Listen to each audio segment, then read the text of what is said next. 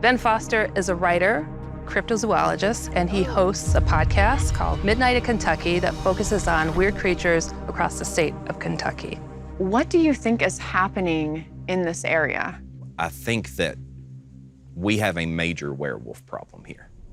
That's a pretty strong statement. Why do you think that?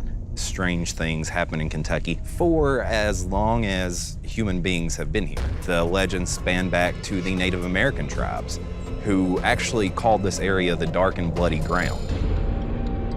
Tales of ferocious canine dogmen. And Daniel Boone himself, the explorer, describes encountering some type of hairy humanoid in northern Kentucky, I believe.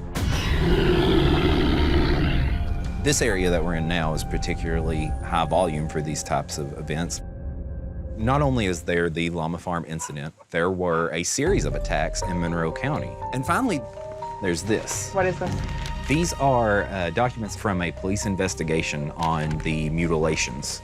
As you can see, they're heavily redacted. I certainly understand why some things would be blacked out for privacy's sake, names, addresses, but the entire narrative, Right. wow, this does seem odd to me. Why would you need to redact so much about a wild dog pack? That's what I want to know.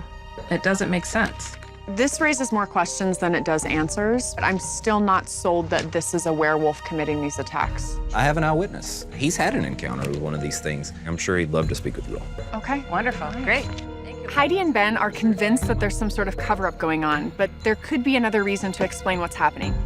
Either way, I am intrigued by the redacted document, and it's something I want to delve into further to answer why it's been so heavily censored by the authorities.